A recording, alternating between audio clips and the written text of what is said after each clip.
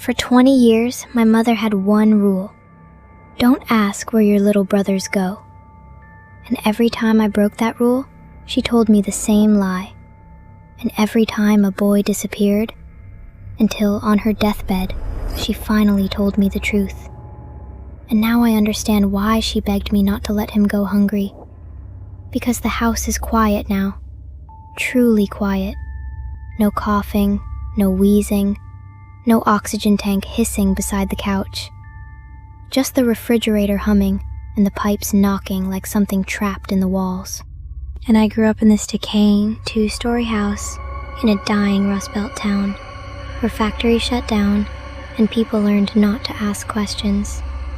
Where my father supposedly left when I was young, but we were never alone because there were always little brothers.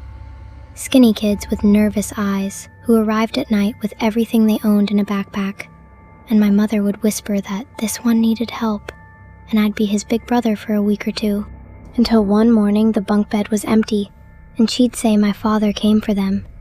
And I believed her at 7, doubted her at 16, but never pushed because behind her cigarette smoke there was real fear.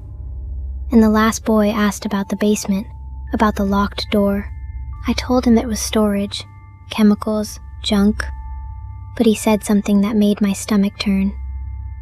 "It smells," he said, "like something rotten, but sweet." He was gone 2 days later. After him, there were no more little brothers. Years later, as my mother lay dying, she finally admitted there was something in the basement. Cancer took her slowly, and as her body failed, her mind started telling the truth.